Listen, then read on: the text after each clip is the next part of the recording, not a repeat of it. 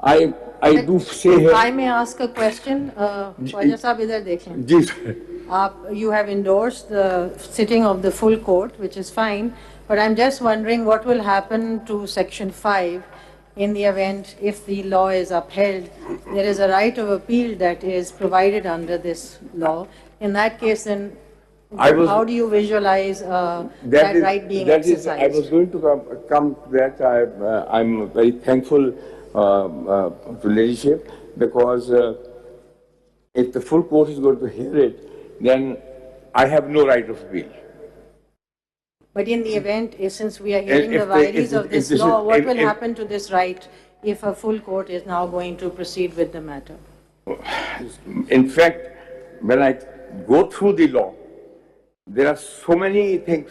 वो अपनी जगह है ना जी. Let's just assume बहस हो जाएगी. Section 5 को फिर क्या होगा?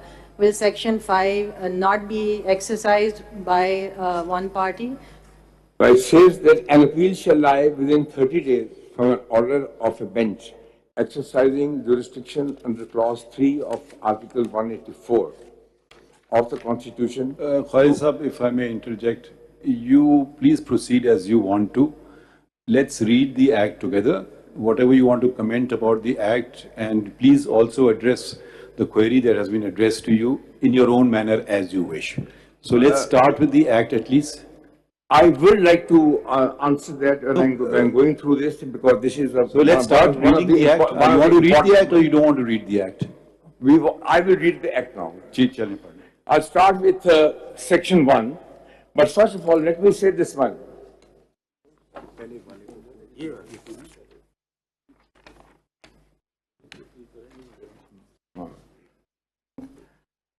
I would just state this thing, that by the end of your honest tenure, if I'm still alive, I would have completed 50 years of practice in this honorable court. Can you please read? No, let's not do that. Let me say. This is public time. When I saw this act, let's read it. When you saw it, we're not interested. Well, see the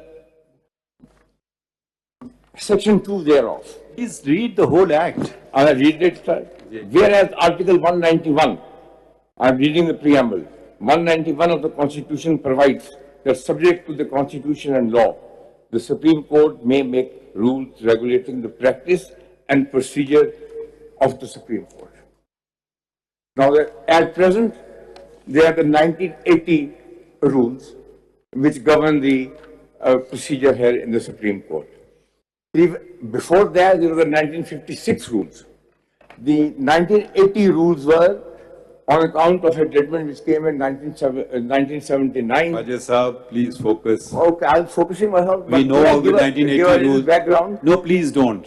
We don't. We are. The country expects 57,000 cases to be decided. We would love to hear you, but let's focus on your petition.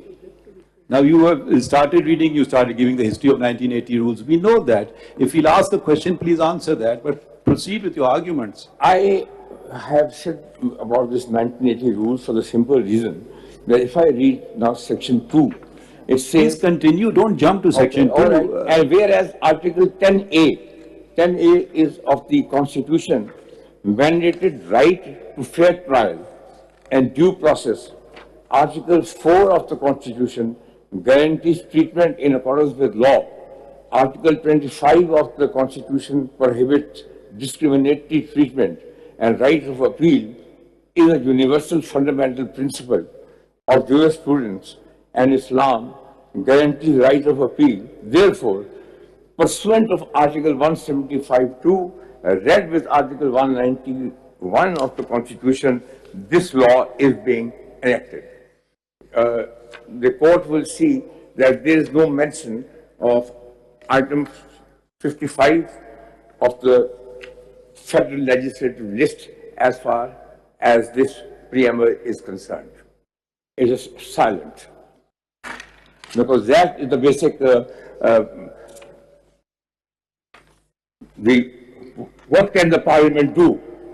Parliament is not omnipotent. It has to go according to certain constitutional limitations.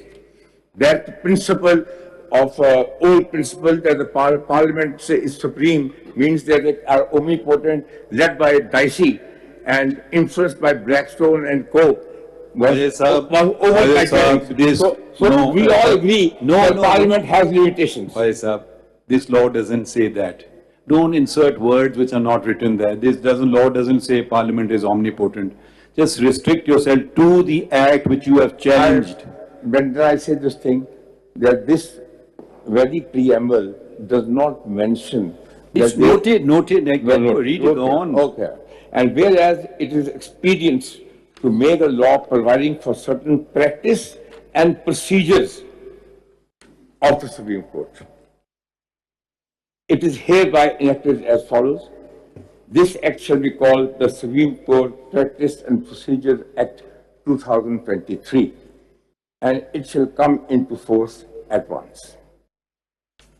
Constitution of benches, that the crucial question which arose.